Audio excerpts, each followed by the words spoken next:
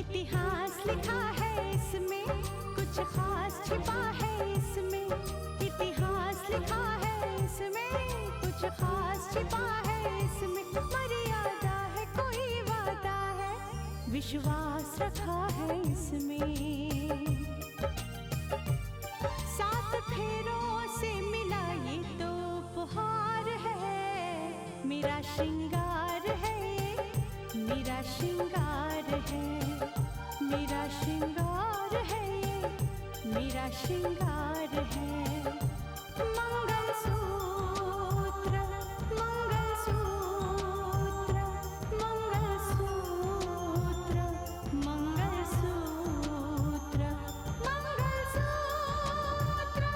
मंगलसूत्र, मंगलसूत्र,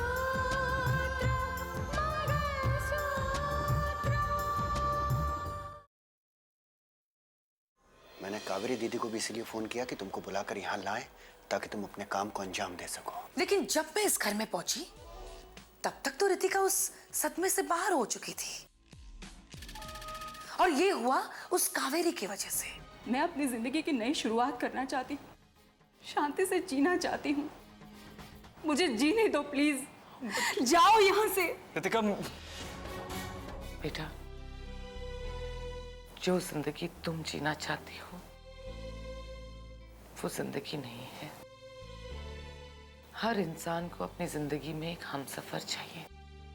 हो तो सकता है ऐसे कुछ केसेस सामने आए हैं। हे भगवान, इसका मतलब तो ये है कि कोई मेरा नंबर पूरी तरह इस्तेमाल कर रहा है।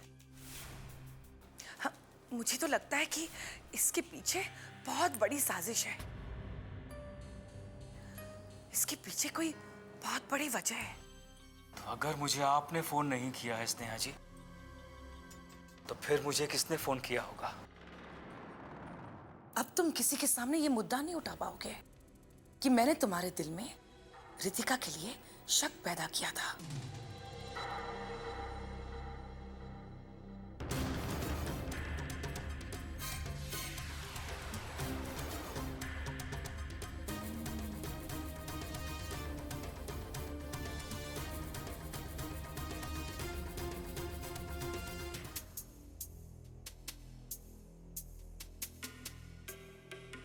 आइए मुंजल साहब, मैं सोच ही रहा था कि आप आए या नहीं।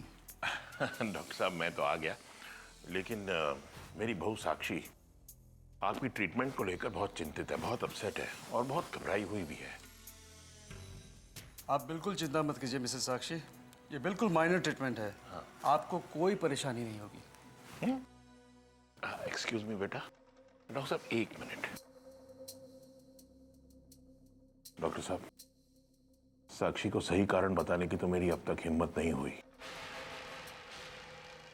सिर्फ इतना ही बताया कि बच्चे का ग्रोथ रुका हुआ है, इसीलिए वो बहुत कमजोर हो गया है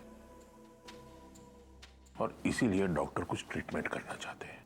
ओह, अक्सर होता यह है मुंजल साहब कि हम चुपके से इस ट्रीटमेंट को अंजाम देते हैं। आपकी जानकारी ये है कि उसके साथ कौन सा ट्रीटमेंट होने वाला है। देखिए, ये तो आम बात हुई, लेकिन यहाँ पे केस बिल्कुल अलग है। यहाँ पे आप भी चुपके से ये काम कर रहे हैं और उन दोनों को, यानी राहुल और साक्षी को, ये बात पता नहीं है कि उसे असल में कौन सी ट्रीटमेंट के लिए यहाँ लाया गया है। इसीलिए आप बिल्कुल सीक्रेसी मेंटेन कीजिएगा, प्लीज। ठीक है, उसे बिल्कुल नहीं पता चलेगा, लेकिन बाद में अपनी बहू को कैसे समझाना है, क्या कहना है, ये आप जरूर सोच लीजिएगा। डॉक्टर, मैं तो समझा नहीं पाऊंगा, आप ही को समझाना पड़ेगा। सिर्फ इतना कहिएगा कि बच्चे का ग्रोथ रुका हुआ था।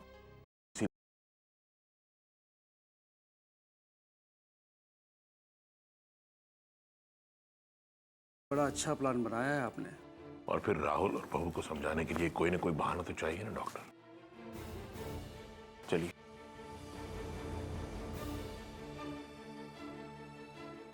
सिस्टर, पेशेंट को ट्रीटमेंट रूम में ले चलो। जाओ बेटा, चलिए। जाओ। ओके मंजल साहब।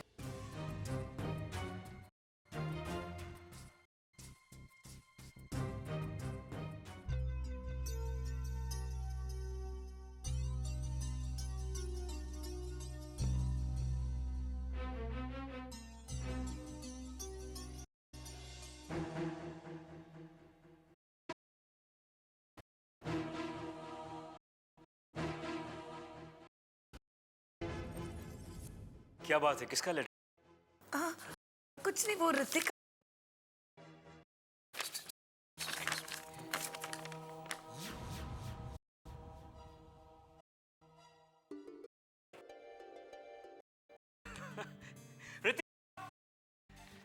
ऋतिका! क्या हुआ चाची? ऋतिका, ये लेटर आया है तुम्हारे लिए, प्लीज के देखो।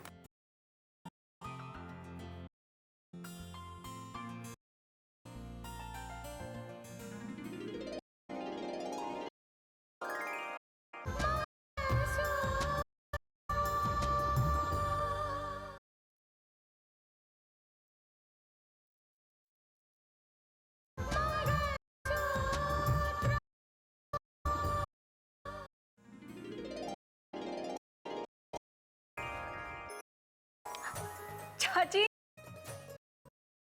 ही हुआ है।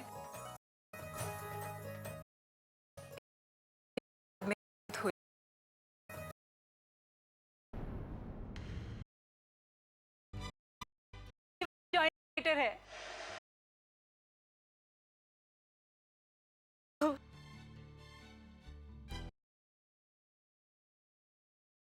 करने चाह रही हूँ। ऋतिका, मुबारक हो।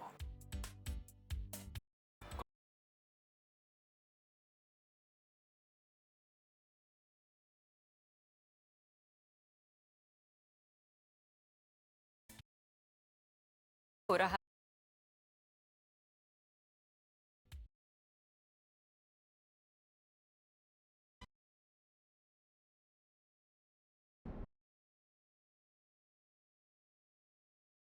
खुशी की बात है। अब चाची, बुआ जी कहाँ है? मुझे उनको ये खबर सुनानी है। अगर वो ये खबर सुनेंगे ना तो बहुत खुश होंगे कि मैं अपने ओहदे को फिर से हासिल करने जा रही हूँ। मैं अभी आती हूँ।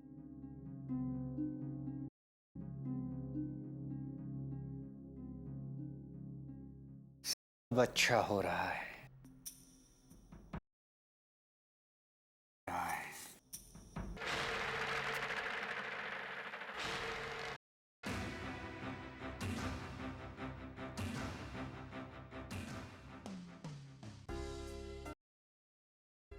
ईश्वर के हर फैसले के पीछे कोई ना कोई वजह जरूर होती है।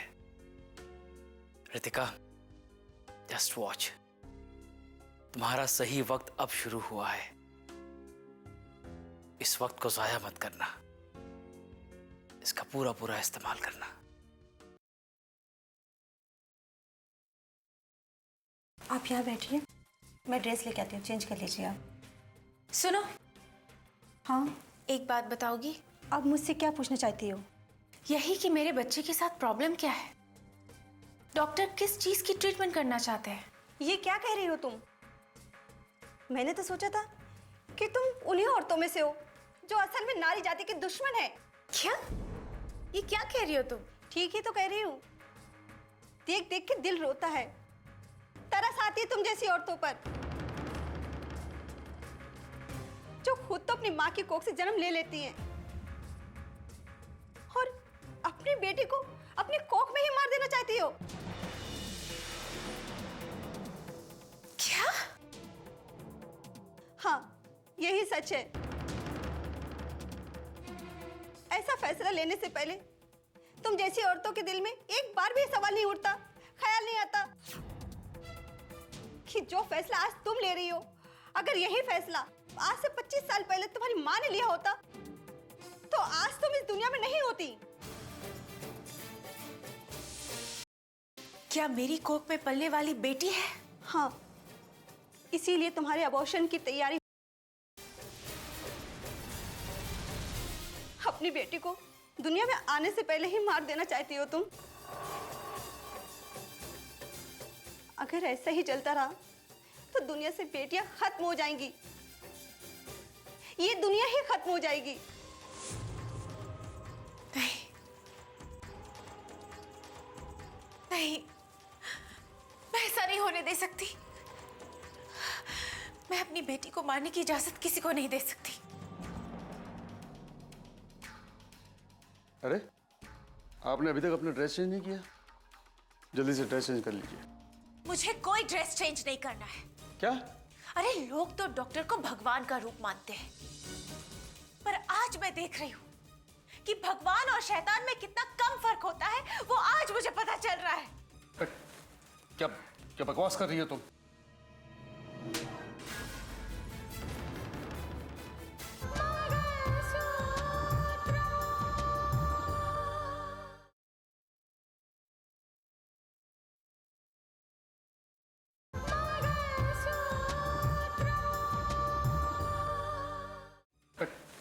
क्या क्या बकवास कर रही हो तुम?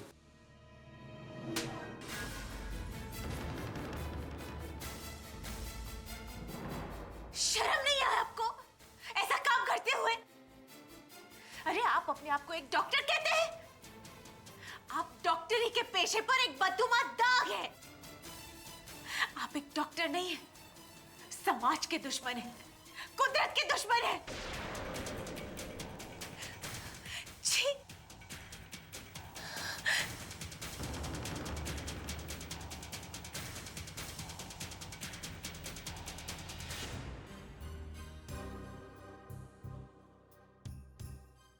अरे बहू, क्या बात है? तू बाहर क्यों आ गई? क्या हुआ क्या? शर्म आती है पापा जी मुझे आपकी सोच पर।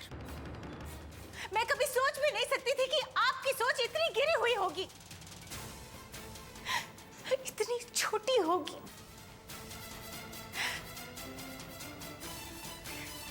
बहू,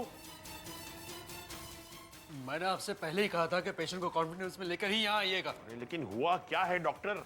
मैंने आपको ताकीद किया था ना कि उसे कुछ पता नहीं चलना चाहिए। लेकिन वो इस बात को समझ गई थी। हो सकता है उसे तसल्ली देते हुए समझाते वक्त नर्स के मुंह से ये निकल गया होगा कि उसका अबॉर्शन होने वाला है। आपको पता है, उसने मुझे थप्पड़ मारा। क्या? हाँ मुंजाल साहब, अब एक बात आप अच्छी तरह से समझ लीजिए। अब तक तो आप उसे कॉन्फिडेंस में नहीं ले सके, लेकिन ये बात अब लीक नहीं होनी चाहिए।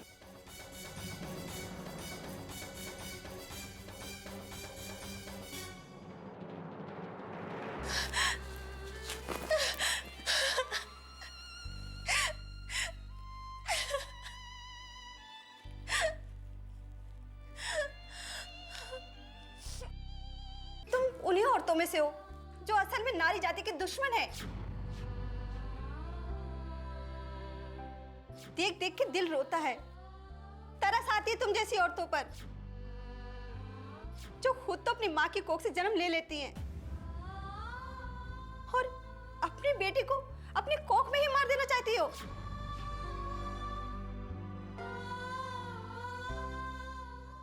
साक्षी, नहीं साक्षी, क्या हुआ? तुम्हें रो क्यों रही हो? बताओ ना, क्यों रो रही हो साक्षी? तुम्हें बेटी चाहिए थी ना राहुल? तुम्हारी पसंद बेटी थी ना? तो मेरी कोख में पलने वाला बच्चा बेटी है। क्या? तुम्हें कैसे मालूम? कल यही देखने के लिए मेरी सोनोग्राफी करवाई गई थी राहुल। ये क्या कह रही हो साक्षी? मतलब पापा ने तुम्हें चेकअप के लिए नहीं, ये जानने के लिए बुलाया था? हाँ राहुल, हाँ। और जैसे ही उन्हें पता चला कि मेरी कोख में पलने वाला बच्चा बेटा नहीं बेटी है, उन्होंने मेरे बच्चे को मार डालना चाहा। अरे उन्होंने तो डॉक्टर से सारी बात भी करके रखी हुई थी। आज मुझे क्लिनिक ट्रीटमेंट के लिए नहीं, बल्कि मेरी बच्ची को मेरी कोख में ही खत्म कर देने के लिए बुलाया था। नहीं साक्षी, ऐसा नहीं हो सकता। तुम झूठ बोल रही हो साक्षी, ऐसा। यही सच है राहुल। आज मैं हॉस्पिटल से भाग कर आई हूँ। वो एक हॉस्पिटल नहीं है, वो एक कसाई खाना है, एक कत्ल खाना है, जहां पर बेटियों का कत्ल किया जाता है और कत्ल करवाते हैं पापा जी जैसे लोग।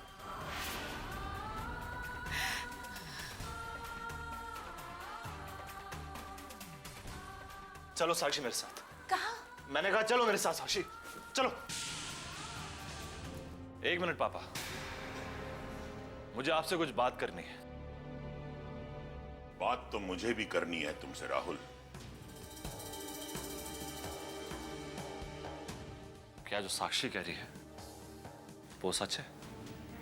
पहले साक्षी से पूछो कि उसने अस्पताल में डॉक्टर को थप्पड़ क्यों मारा, वो वहां से भाग कर क्यों आई। आप मेरे सवाल का जवाब दीजिए। क्या जो साक्षी कह रही है वो सच है? क्या आप हॉस्पिटल में इसका अबॉर्शन कराने वाले थे? हाँ, सच है ये, 100% सच है ये।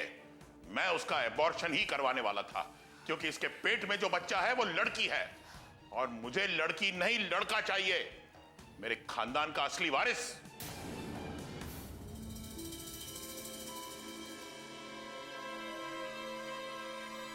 आज आपकी इस बात ने आपको हमारी नजरों में इस कदर गिरा दिया है कि आप इसका अंदाजा नहीं लगा सकते।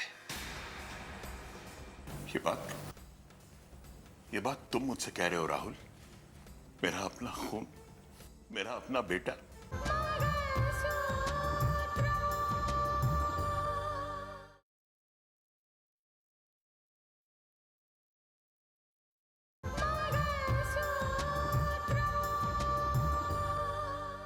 ये बात तुम मुझसे कह रहे हो राहुल?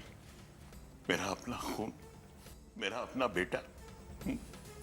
मुझे तो सपने में भी उम्मीद नहीं थी कि तुम्हारे मुंह से मुझे ऐसे शब्द सुनने पड़ेंगे। सिर्फ एक बार अपनी बीवी से पूछो कि उसने अस्पताल में मेरे साथ क्या सलूक किया, मुझे क्या क्या नहीं कहा। मैं कुछ नहीं पूछूंगा। आज पता चला आपकी इतनी जायदाद, इतनी धन दौलत होने के बावजूद आपके इस घर में इतनी वीरानगी क्यों है? आपका बंगला इस तरह वीरान क्यों पड़ा है? दीवारें ऐसी सूनी क्यों है? यहां इतना सन्नाटा क्यों है? क्योंकि आप जैसे लोगों के यहां किलकारी तो होनी ही नहीं चाहिए। और मैं तो कहता हूं कि अगर गौरव आजा हॉस्पिटल में है तो वो भी आपके किसी कुकर्म का फल है। राहुल! चीखे मत बाबा, चीखे मत बाबा, चीखे मत बाबा। बड़े अफसोस की बात है पापा जी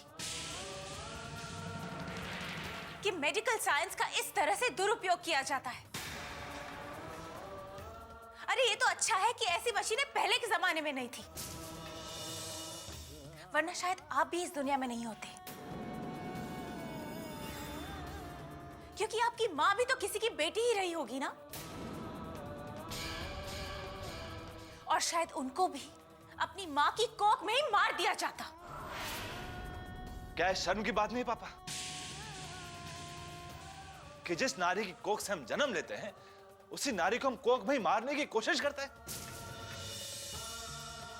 क्या आपको नहीं लगता कि इस तरह हमारी नस्ल बर्बाद हो जाएगी, खत्म हो जाएगी? अरे औरत तो सृष्टि होती है, औरत से सृष्टि चलती है। और आप उसे खत्म कर देंगे तो सृष्टि बनेगी कैसे? खत्म हो जाएगी। अरे मैं तो कहता हूं लानत है आप जैसे लोगों की सोच पर, जो एक बेटे की चाह में एक बेटी का मौत का कारण बन जाते हैं। उन्हें यह नजर नहीं आता कि अगर बेटियां ना हुई तो उनके घर में वारिस देने वाला कौन होगा?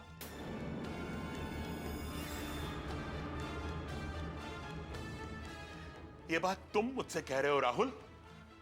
तुम, और वो भी अपनी बीवी की हाजिरी में? क्या इज्जत रह गई मेरी, हैं?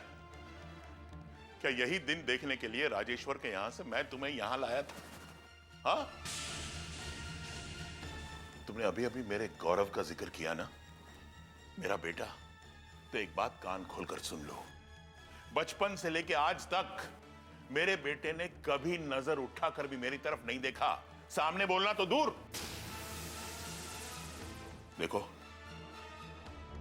एक बात है, अगर तुम्हें इस घर में रहना है तो मेरी मर्जी के मुताबिक रहना होगा।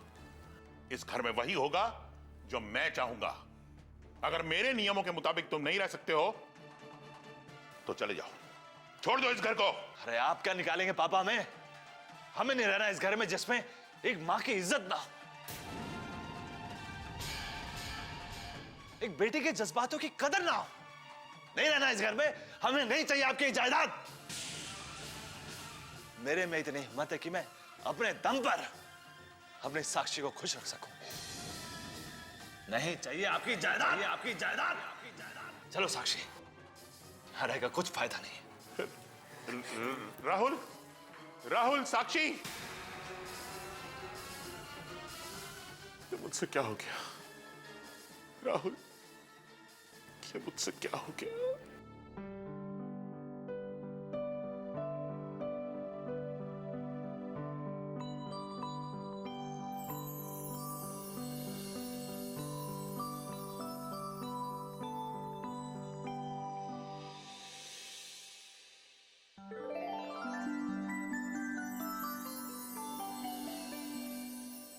रितिका बेटा, बेटा जब से तुम्हारा ज्वाइनिंग लेटर आया है इस घर में सब कितने खुश हैं ना। एक बार फिर से खुशियों ने दस्तक दी है हमारे घर में। हाँ बुआ जी, इस ज्वाइनिंग लेटर ने मेरे विश्वास को और ज्यादा बढ़ा दिया है, मजबूत कर दिया है। अब तो यकीन हो चला है कि जो कोई भी इंसान सच्चाई के रास्ते पे चलता है ना, उसकी हार कभी नहीं होती। एक बात कहूँ तुमसे बेटा? हाँ बोलिए ना बुआ जी। बेटा हो सके तो मानस को माफ कर दो। पहले मैं उससे मिली नहीं थी, लेकिन उससे मिलने के बाद मुझे ऐसा लगता है कि वो एक बहुत अच्छा इंसान है। तो मैंने कब कहा कि मानस बुरे इंसान है? तो फिर बेटा मानस को माफ क्यों नहीं कर देती?